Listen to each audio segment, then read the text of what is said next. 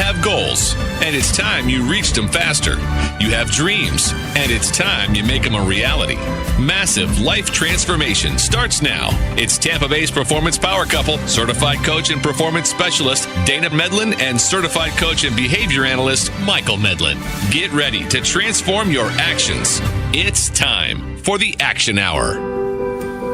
Welcome to the Action Hour. I am your host, Dana Medlin, and I am joined by my co-host and husband, Mr. Michael Medlin. How you doing over there? Oh, every day above ground's a good one, baby. How are you doing? I am doing great. And yeah, I couldn't agree more. Every day above ground. But just for the record, I want to be cremated. So none of that ground talk. Today, we're talking about communication. And I promise you, we're probably not going to have enough time. An hour's just not going to be long enough. Not even close. Yeah, even deciding where to begin on this particular topic was a chore in itself. I mean, do we talk about how men are from Mars and women are from Venus, or the 5 love languages? Are we talking auditory versus analytic or kinesthetic? I mean, the possibilities are endless. Now look who's getting deep on her nerd talk. I love it when you strut that brain. Thank you. There's nothing more attractive than intelligence. I love it. Thank you, Mr. Medlin. It feels good to be seen and appreciated. So thank you for communicating that in all the ways that you do. Nice tie-in. Yes, right? So I said that on purpose because I want to make sure we address the fact that there are right and wrong ways to communicate. But there are action steps that you can take to become a better communicator. So, you know, you were just, before we went on the air, you were, taking pictures and Instagramming? Yeah. So people see our videos, they see our Facebook pages, the pics on Instagram, and they're always asking us if we're actually as happy with each other as we seem. In fact, we got asked this question last night at the Center Club at that, the happy hour event. And I think it's funny, you know, because I totally get why people ask us that, if we're as happy as we really are, because social media is not real life. No. Right. And while we may not share absolutely everything about our personal life, we are indeed happily married. Yeah. You know, but I think the secret, if you want to call it that, though it's not really a secret, but I think the secret is that we communicate. Yeah, I mean, it's been like that since day one. I mean, it was our 3rd or 4th date that we sat on your couch for nearly 8 hours. I mean, we just talked. I mean, no TVs, no distractions, just me, my future wife there, and about anything and everything. I mean, we do tend to be a bit of a unicorn kind of couple. We are indeed. I mean, there isn't one real best style when it comes to a marriage, but I will say, you know, really knowing who your spouse is, how they communicate in their love language. I mean, it can make growing together and having a strong marriage much, much easier. Yeah. You know, I think we knew that we spoke each other's languages from the beginning of our relationship, but obviously there were some growing pains. You know, we've messed up. we've learned a thing or two about each other, and I'm just going to say it. You know, not all that learning has been fun. No, I mean, we have grown from having fights to having more of productive talks, and, you know, with a little intensity. Sometimes a lot of intensity. Sometimes. But from a professional perspective, being that we are both entrepreneurs by nature, it's definitely benefited us as individuals to be able to communicate in lots of different ways on many different levels and with all types of people, right? True. So I remember in an interview one time, I was asked if I was a people person. Now, at that time, I just want to say I was in my early 30s and I was about ready to branch out on my own into my own business. So I was feeling bold enough to give a I don't really give a damn about what you think about my answer kind of an answer. So the woman asked me, she says, you know, would you say you're a people person and why? Well, first of all, she was assuming that the answer was going to be yes, which of course is the correct answer. But most people already know that. So that's how they're going to respond. But what I said was, yes, I am a people person, but not for the reasons you would think. And then I went in. Like I said, I'm a people person, not because I like people or because people like me. I'm a people person because I have the ability to effectively communicate with people regardless of who they are, their gender, race, sex, socioeconomic status, and all the other labeling demographics. I don't care who someone thinks they are. I'll find a way to relate to them, to speak their language, and to get my point across. Everyone puts their pants on one leg at a time. There's always common ground to be found. Like I went in. So over the top. It's so over the top. It really was. But I don't care. I got the job. And I ended up having a very successful career at Zip Realty as a staffing manager and then later as a training director. So thank you very much, Zip Realty. But the point is, as an introvert, I may not always enjoy being around a lot of people all the time, but that doesn't affect my ability to communicate with people. And it's such a misconception about being an introvert because people always think of introverts as, not liking people. And, and it's not true. I mean, most introverts are just as social, but they, need more of that inward reflective time. Exactly. Where I have a problem is being alone too long. Yeah, you do. Know that. I mean, we make quite the pair. I know, right? You need people. I need space. Luckily for us, I am your people, yes. and I really like having you in my space. Nice. So business owners, how do you know if you're speaking your employees' language? And how do you know if you understand theirs? Because communication is a two-way street. And if we keep in mind that it's not always what you say, but how you say it, then communicating effectively becomes that much more important. I mean, we talked about it a couple of weeks ago about the fact that having, very few meetings as possible is a great way to, really streamline efficiency.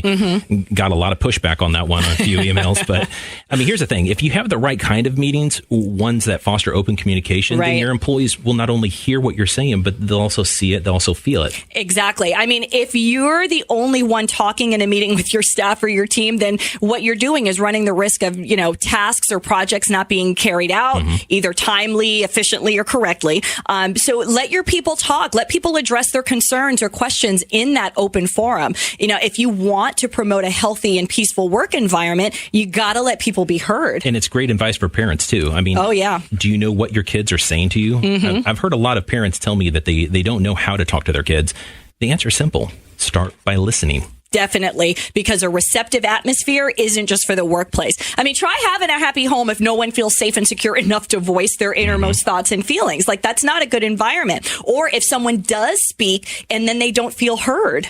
And I think we talk about the concept of being heard, but it's important here to mention tone of voice. Very true. Again, it's not always what you say, but how you say it. If you don't want to be misunderstood or worse, discourage or demotivate someone or cause them to shut down and disengage from the conversation. I think we've all had that boss where everything they said sounded, sarcastic and mean and just toxic. I mean, some of them, I think, flat out meant it to be mean, sarcastic, and toxic. Yeah, I think they did. But you're left with this feeling like, okay, well, I better not say anything or they'll just blow up. And, nobody wants to work in an environment like that, one that's ruled by fear. Yeah, and if you're in a relationship, whether or not it's romantic or otherwise, where no one's communicating effectively, then it's just simply not going to last. Exactly. So I heard on the radio this morning, a woman called in to say that she was celebrating her 27th year of marriage. So on this station, they do, well, not this station, but this station I was listening to, every Wednesday, that show host does a What's Good for Your Wednesday. And so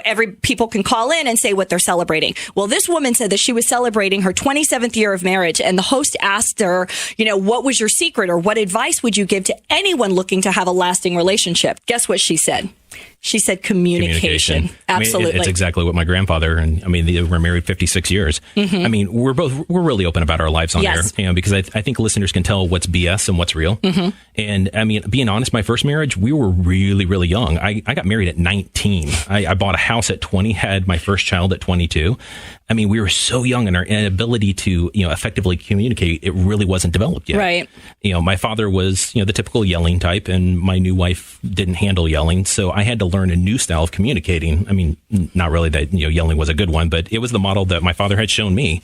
So over our 13-year marriage, I got better. But in the end, our inability to grow together, to become good communicators and understand where each of us was coming from, it was what doomed the relationship. Yeah. And the good part is that in that growth, we ended up finding our true loves. I'll always care about her, and I wish her well. We co-parent, and our children are doing great. But I'm so thankful for learning how to communicate well, because it led to you. Aw, thank you for sharing that. You're pretty cool, Mr. Medlin. Thank you.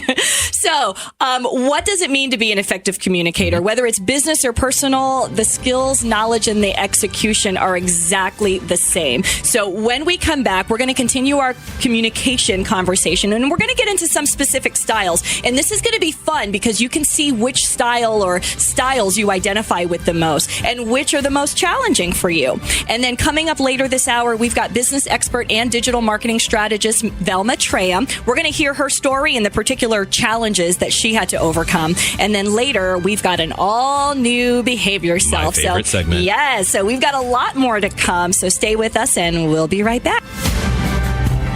Turn heads this summer with the help of Medi Weight Loss. Lose up to 20 pounds the first month with a medically supervised weight loss program that's tailored to meet your specific needs. Their team of trained medical professionals will guide you, ensuring that you lose the weight and keep it off. Get started today. Call 877-MED-LOSS and book your free assessment. That's 877-MED-LOSS. Locations Tampa, Brandon, and Lutz. On average, patients on individualized restricted calorie program lose 6.4 pounds the first week and 14 pounds the first month. Medical supervision required. Welcome back to the Action Hour. And before the break, we were talking about communication, why it's important, and the fact that whether it's for business or for personal relationships, effective communication is absolutely essential for success. So let's talk about some communication styles and see if you can identify which one is yours, or at least which one you predominantly, identify with. I mean, we talked last week about how no one truly fits into a label 100%. Exactly. In fact, the psychologist who introduced the concepts of introvert and extrovert was the one that said every person is an exception. So, see if you can identify or relate in some way to some of these traits and characteristics. Again, by finding similarities, it makes communicating with anyone that much easier. So let's first talk about the passive communicator. Right? A passive communicator, these are the people that they usually don't express their feelings very often. And instead, they're just going to passively allow others to express themselves first. Now, the downside to this communication style is that the lack of outward communication usually will lead to being misunderstood, which then leads to a buildup of anger, ultimately resentment. But the great thing about a passive communicator is that they're the safe ones to speak with when a conflict arises, because they're going to typically look to avoid confrontation. So Michael, how would you recognize a passive communicator, or how do you know if you are one? I mean, passive communicators, they often, they display that lack of eye contact. We talk about poor body posture, but it's just, not the bigger, broader movements. They many times don't have the ability to say no. So they, maybe later, they pass off those sort of things. There's also, they may appear to have kind of a stance of self-pity or people never consider my feelings kind of vibe. Yeah. But passive communicators are also super easy to get along with. They're the ones that are really great followers. And I say that as a compliment because every successful team needs followers, and they're the ones that are most likely going to easily go with the flow. But there's a drawback. I mean, in a business environment, it's their ideas, their thoughts on a subject. They may many times go unnoticed since they typically will not overly inject themselves into the conversation. True. And this is why many times we suggest the use of like a written submission of ideas and concepts before meetings. This can really help, someone like this to, just a simple note without much detail, but at least it's a conversational placeholder in order to, draw out more information from them. I truly believe that all members of a team have value that they can bring. We just may simply need to modify our communication style, or at least be open to learning other styles. Exactly. It's those small modifications that we help businesses identify. If a company is going to spend the money to hire, to train, to keep someone employed, and then they obviously have something valuable. Exactly. But ask yourself, are you getting all you can or all that you expected out of your employees?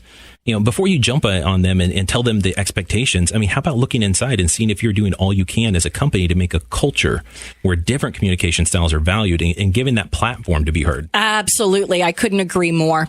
So that's passive. Next, you have the aggressive communicator. Now, as the name might give away, you'll know when you're dealing with an aggressive communicator. I mean, you're going to hear it, you're going to see it, you're probably going to even feel it. Yeah, I like to call him the close talker. That's the aggressive communicator. He's usually the one with the loud, demanding voice with the all eyes on me mentality and actions. Why are you looking at me?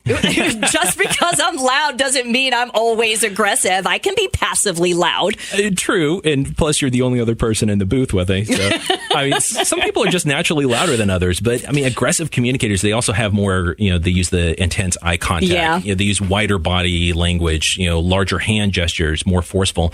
They're the ones that they're likely to also exhibit more of the blaming behavior, intimidation, criticizing, threatening, even kind of attacking. they're not the ones that are typically looking for input. They just want to state their desires, opinions, and expectations, and you go do it. Well, then they're doing that as a means of just controlling a situation, right? But those traits don't necessarily define their personalities. Oh, of course. But don't be surprised to know that they're also the ones issuing commands. They may ask questions in a way that come across as rude.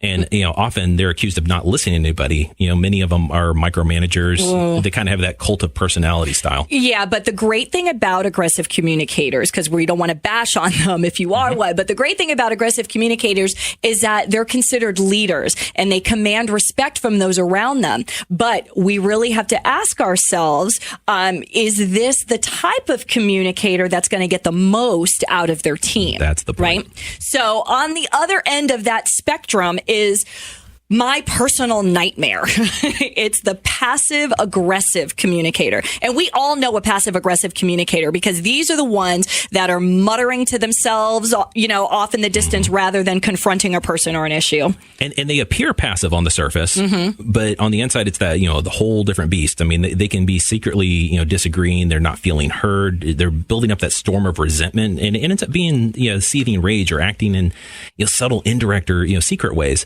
They have the most difficulty acknowledging their anger, too. And sometimes they use facial expressions that don't really mirror or express how they're acting and feeling, and they'll even deny that there's a problem at all. Yeah, this is so not me because I don't have a poker face. And so it's right here all the time. Yeah, right there in my face.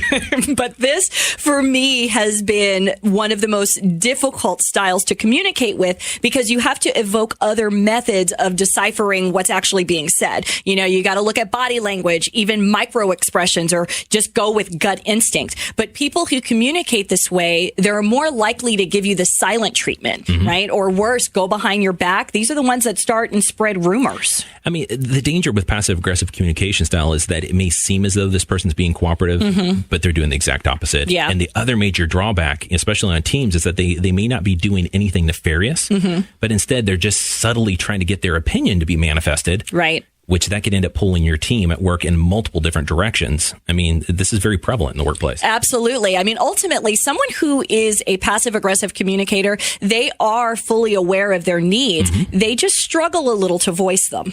Yeah. And again, without beating a dead horse, the key to making this type of communicator, part of the answer is to find those adaptive strategies to help make all involved. Yeah. You don't want this, to become an issue at work or especially in a personal relationship. Passive aggressives tend not to communicate well in the presence of aggressives. That is true. Not many people are given the room to communicate effectively when confronted with an aggressive personality. So then we have the assertives. Now, often people mistake or confuse aggressive with assertive, but there's definitely a distinct difference. Yes. And I think, personally, I identify most with assertive communicators. It's thought to be the most effective style of communicating because it's not overbearing. They initiate without dominating. Indeed. Assertive communicators are effective at expressing their needs and feelings, which I am, but still being considerate to the needs of others. The way that assertive communicators build trust so that when you're communicating with an assertive communicator, you just feel like you can take them at their word. Yeah, it's because they tend to aim for those win-win situations, and they strive to achieve their goals without hurting anyone. Exactly. They ask directly for what they want, but they accept the possibility of being rejected or alternatives. Yeah, the thing is, anyone can be more of an assertive communicator. And one of the keys is using statements like, I feel. And this is something that I learned, really early on in my professional career. But I feel is an extremely effective way to communicate. For example, you say to someone, when you're late for a meeting, I feel frustrated. Right? Doing it this way, it demonstrates that you're taking ownership of your own feelings and behaviors without blaming somebody else. But you're also demonstrating that you're strong enough to express how you feel. It's highly effective. And the key to becoming more of an assertive communicator is first by seeking to understand how others communicate so you can get your message across to them, but then specifically start voicing your needs and desires more confidently. Yes. You're entitled to the way you feel and the things that you need. Absolutely. And along those same lines, another key step in the process is learning to say no. Yes. I struggled with this for a long time when I was younger because I just wanted everybody to like me. Now, if I say yes to something, it's usually because I either selfishly want to, I'm getting paid to do it, or I'm doing something for somebody I love or care about. And believe it or not, something as simple as becoming comfortable with maintaining eye contact can make you, become more assertive. Yes. When I worked in politics for a bit over a decade, we worked on so many things, and things like hand gestures, head tilt, handshakes, eye contact, how to show empathy, using dominant movements. It's all about reading the room and exhibiting the trait you're trying to emote, but without coming off as fake. Indeed. So then there's the communication style that is a lot less common, but I am curious to know if we can think of anybody that we know that embodies these traits, right? So if after speaking with someone, you're left feeling icky, feeling guilty or angry or irritated, or, you're not sure where you stand with them, then you may have encountered a manipulative communicator. Politics. Yes. Yeah. I mean, you'll find it here. You'll recognize them. Manipulative communicators are great at influencing and controlling other people. They always seem to have an underlying message when they speak. They're able to control other people in kind of like this insidious ways, like, sulking, the fake crying, making other people feel obliged or sorry for them. Yeah. It's hilarious because back when I was single and dating, people would ask me what I did for a living. And at the time, as I was a behavior analyst, and which most don't know really what that is. And I would smile and look at them in the eyes and say, well, I'm an expert in manipulation of human behavior. And I tell you, nothing makes a date more awkward than telling a woman that you're a master manipulator.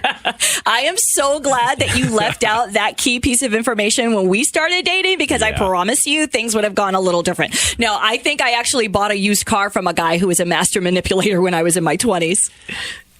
Finally, I mean, my favorite communication style, though, and the one that I, lock in with is the facilitator, and which can either be passive or assertive. True. There are those who they look to bring all the people in, gather all the opinions and thoughts, while then adding in their own. Yeah, and I've seen some do this from a less powerful position, and they tend to not speak much until, a few people have already given their input. Then they jump in with their thoughts, but then they leave the floor open and invite others who haven't spoken yet to join in the conversation. Yeah, that's the typical passive facilitator. They're not running the meeting, but instead using their skill to get others to speak. And on the other hand, you have the servant leader style of management and communication, which brings everyone together for the meeting. They set the stage, and then they're running the meeting so that everyone is involved and able to add value. This is the assertive facilitator. And honestly, this is the style that I like to work with the best. It's who I am, and it's who I tend to at least emulate or try to train to. These types tend to get the most out of their employees. Yeah, that's the style that both of us are really, really good at, and it values each member, and it really gets employees buy-in. Increased engagement leads to employees being happier, loyal, and more productive. I couldn't have said it better myself. And knowing the different communication styles will definitely help you become a better communicator. But having effective communication skills, now that's a whole other level. And if you're a business owner or a business leader, not having these skills, it frankly means that you're not going to be successful, period. So I hear the music. I knew this was going to happen. Yeah. We're out of time for this segment. But for more on effective communication and styles of communication for both business and personal, please send us an email at info@actionstransform.com. When we come back from the break, we've got award-winning business expert and marketing strategist Velma Trayham. And so we'll be back with her in 4 minutes. When Actions Transform returns, Dana and Michael will be joined on air by award-winning marketing consultant and author Velma Trayham, right here on Money Talk Radio. Looking to tone, tighten, or enhance your body while still retaining a natural appearance? Then look no further than Dr. Pedro Solar. Dr. Solar uses a customized approach to cosmetic and reconstructive procedures to the face, body, and breast. Call or go online now to receive $500 off any cosmetic surgery. 813-878-9889. That's 813-878-9889. Reclaim your confidence and discover a new you.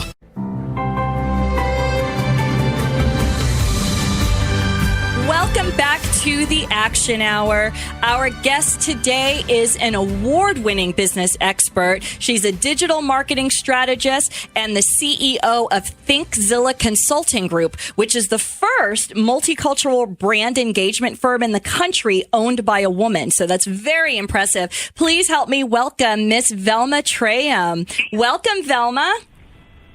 Thank you so much for having me. I appreciate it. Thank you. Our pleasure indeed. So, Velma, you've built a very successful business helping other business owners. So can you talk to us about how this all came about? How did you get your start? Yeah, so I have, I've only had 2 jobs in my entire life. I worked for Google for 9 months, and I worked for a subrogation firm for a year and a half. And after that, I decided that I was going to start my entrepreneur journey. And to fast forward a little bit, my first 3 companies failed. Well, and, you can't have success without failure, right? That's right. One of my favorite slogans is "Fail Forward Fast." So my first 3 companies failed, and I decided that I was not going to give up. So I decided to continue to go, and my 4th company I was able to build and sell for a profit. And then I transitioned into beauty, and I started a luxury hair extension salon boutique in Houston, Texas. And I built this salon. I have a luxury hair extension line, a product line, eco-friendly product line. And I built this brand in 2 years. We had, celebrity brand ambassadors wearing the hair. And we were approached by a production company from the Sharp Entertainment from Animal Planet. And they actually wanted to film a segment of the Animal Planet programming in my salon. And I thought that was pretty awesome. And they said, you know what, Velma, you're going to get millions of views. And so Wait, Velma, hold on a second. Because I was going to ask you about this. Are you about to tell that public success, private failure story that involves those flying creatures? That is exactly what I'm Oh, girl, please. Yes. Go in. I'm ready. Listen to this story. Yes, please continue. Yeah, so I just want to kind of go back to talk about how this whole ThinkZilla thing actually started. So going back to the name of the salon was Jazzy Girls Beauty Boutique and Luxury Hair Collection.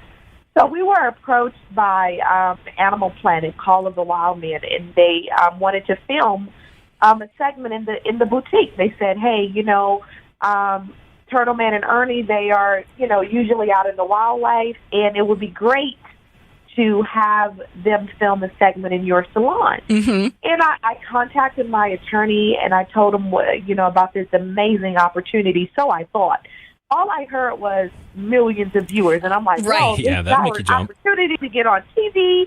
This is our opportunity to really, really, just blow this thing out of the water. Yep. And so my attorney told me not to do it, and I was hard-headed. And at that time, I went ahead and did it anyway. And to fast forward, I can talk about it now because that the time clause is over. But at that particular time, I signed NDAs and confidentiality agreements. So I signed those agreements before I knew what the reality was, what the show was going to be about, and right? what to expect. Yeah, and what to expect. Absolutely.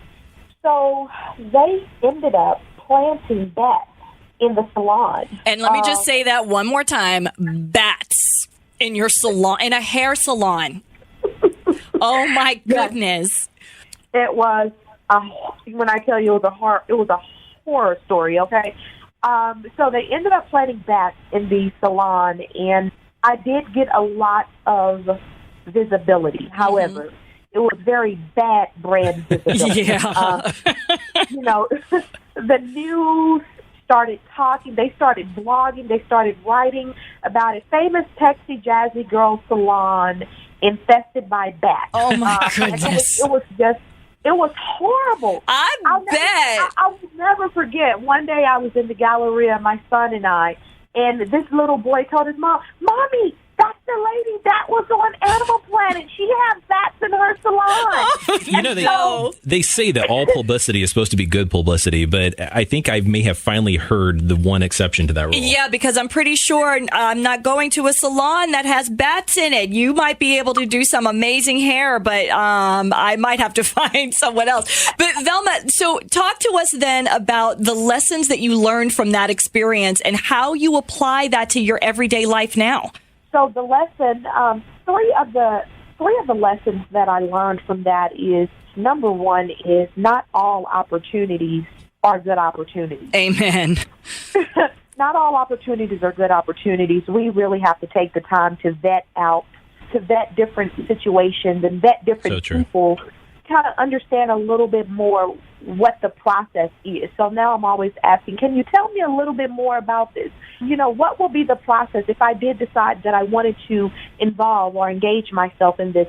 Mm-hmm. What is the process in this? What's the pros and what's the cons? So those are some of the things that you want to ask up front. So the second thing, when you know your values and your morals before you go into anything, because I've learned that had I known or had I had business morals and values at that particular time, that probably would not have been a road that I would have I would have went on. Yeah. So ultimately understanding and then putting those morals and values in place so that you build some boundaries in what you do. And the third thing is get other people involved and don't be disobedient to what your team tell you. Do not make a decision on your own. Right. It's so very, very important to not only have a team, but to also leverage your team's experience and expertise. And you have a mastermind team behind you. I do. Well, I have a mastermind group. It's a mastermind academy, actually, for women entrepreneurs. My mission is to end poverty through entrepreneurship. I love that, and it ties so well into your success quote, which speaks directly to your mindset. Can you talk about that for a little bit? Yeah, absolutely. So the Millionaire Mastermind was birthed out of a desire to empower women from an economic standpoint, of really, really empowering them to never give up and to tap into their gifts and their talents. A lot of us don't realize the gifts that we have on the inside of us. And so you hear people often say, I'm waiting for my time to come. Right. Or I will start this on tomorrow or next year. Well, you don't have to wait, because those gifts, they lie on the inside of you. And so if you would just tap into them, a gift is an inherited capacity that you were born with. Mm-hmm. And so if you tap into those gifts, you can really be all that you aspire to be. It sounds like you put a lot of thought into every aspect of your business. I'm looking at your name, ThinkZilla. There, where did you come up with that name, and what's the meaning behind it? When I transitioned from that horrible bat situation, I knew that whatever my next venture was going to be, it was going to be something that was helping people, and it was going to be huge. It was going to be like Godzilla. So at first I wanted to do Godzilla. I said, you know what, my company is going to be named Godzilla. I said, no, I can't do that. So I said, you know what, I think. So I put think in front of Zilla. So ThinkZilla, home of the big ideas and the great results. I love it. That everything that I went through, I would have been able to add tremendous value to any company that we worked with. That is incredible. Velma, thank you so much for joining us today. Your story is inspirational, and we'll be sure to post on our socials where to find you and how our listeners can contact you. So thank you very much for being with us today. When we come back from the break, we've got an all-new Behavior Self, so stick around and we'll be right back.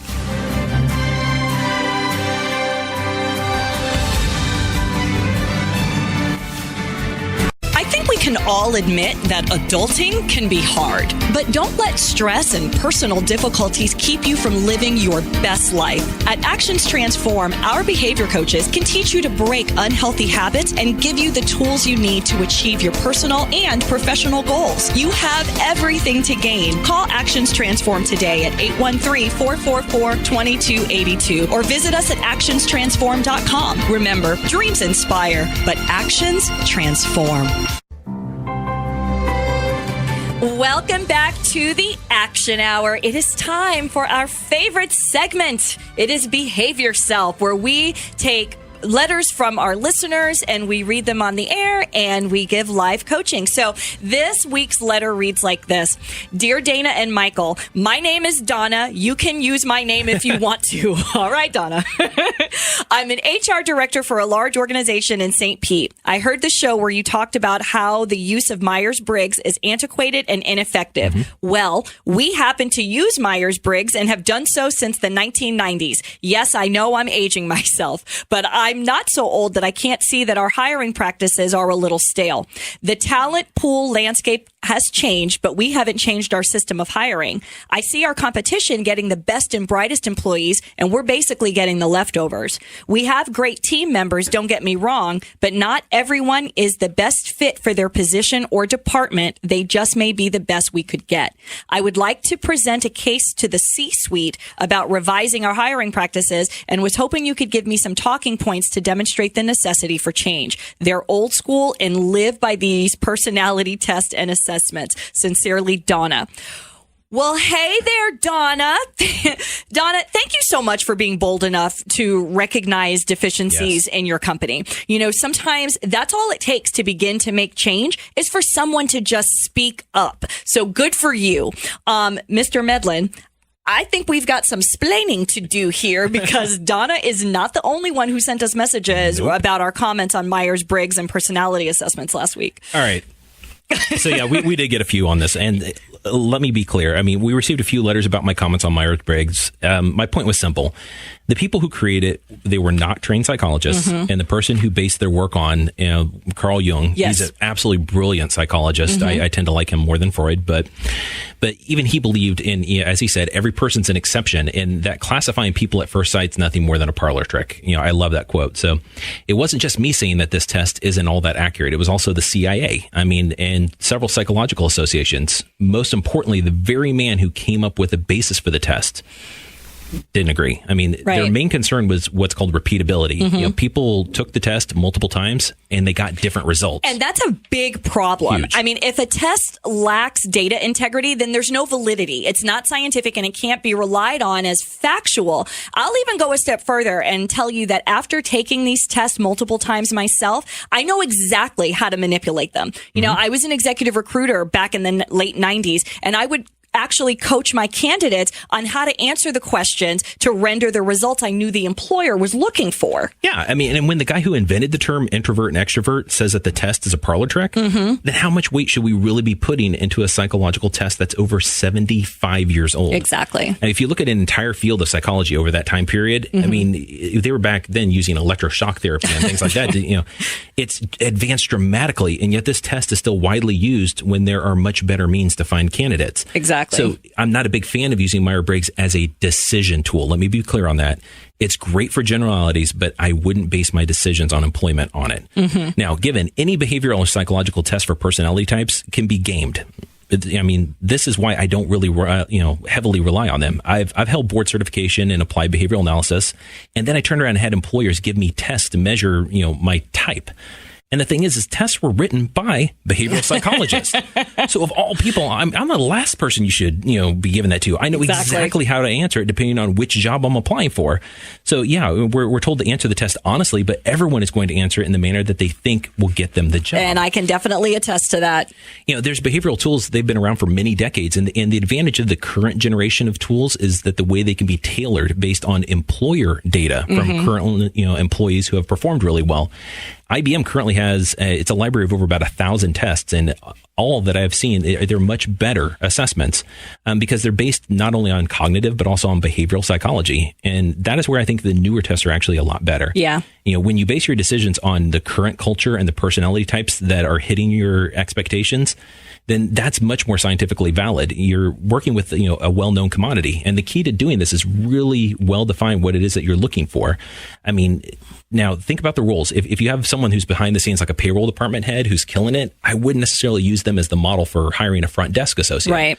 Start with defining the job and look at who's done it in the past really well. Think about their personality, their skill set, communication methods, and other abilities, and then use some of that in the actual job description.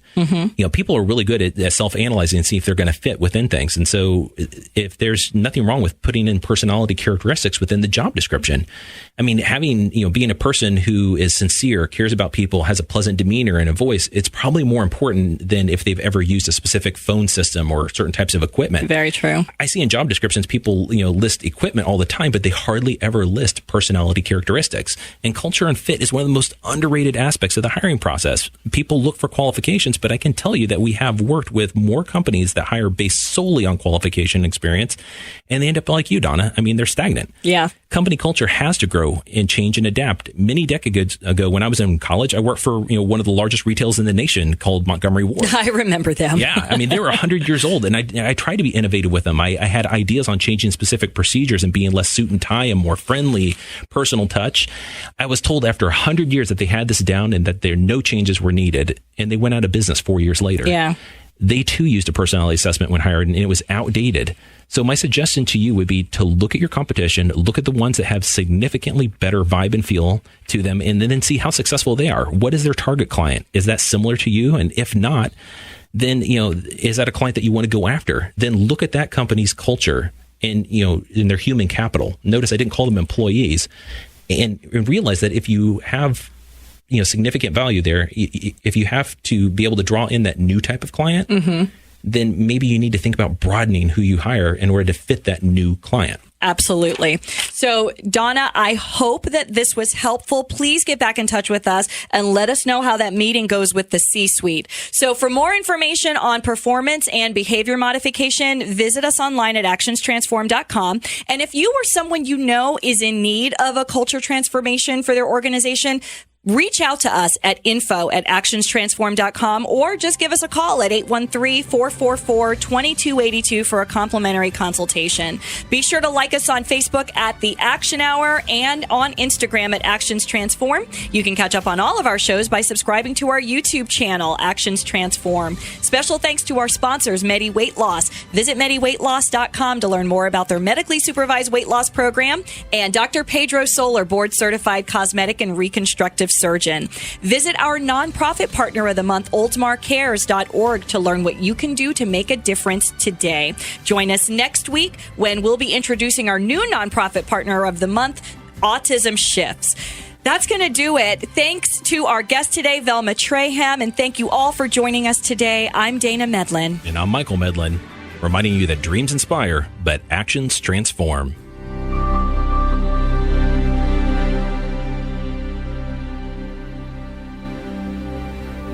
What do Oprah Winfrey, Hugh Jackman, Michael Jordan, even Metallica all have in common? They all had a coach. Performance and personal development coaching isn't just for celebrities. With Actions Transform, you can stop sitting on the sidelines, stop procrastinating, and stop making excuses for not hitting your goals. If you're finally ready to change your life and live up to your full potential, call 813-444-2282 or actionstransform.com. That's actionstransform.com, because dreams inspire, but actions transform. Turn heads this summer with the help of Medi Weight Loss. Lose up to 20 pounds the first month with a medically supervised weight loss program that's tailored to meet your specific needs. Their team of trained medical professionals will guide you, ensuring that you lose the weight and keep it off. Get started today. Call 877-MED-LOSS and book your free assessment. That's 877-MED-LOSS. Locations Tampa, Brandon, and Lutz. On average, patients on individualized